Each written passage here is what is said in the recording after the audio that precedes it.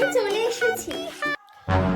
কি রে হারামজাদি, তোর আজকে টিউশনের থেকে আসতে এত লেট কেন? কোনো না না, তোমাকে বলেছিলাম না আজকে টিউশনেতে প্যারাগ্রাফ লেখানো হবে, সবার খাতা চেক হচ্ছে। আচ্ছা, ওই জন্য একটু লেট হলো।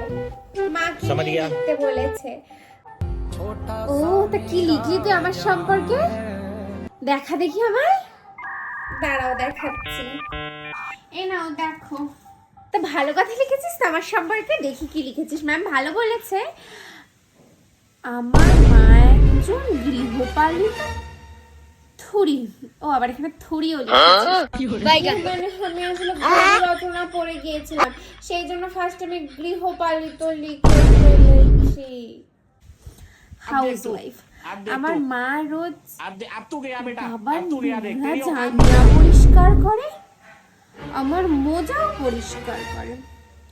সকাল 7টার মধ্যে বাড়ির সবার টিফিন রেডি করে। আমার মা বাড়ির সব কাজ করে। এই হারামজাদি, তুই আমার সম্পর্কে লিখেছিস না বাড়ির কাজের লোক সম্পর্কে লিখেছিস রে? ঠিকই লিখেছিস, তুই আর তোর বাপ মিলে তোমাকে বাড়ির কাজের লোক বানিয়ে রেখেছিস। হারাম, এই বেড়া এখান থেকে, বেড়া। No, no, no, no.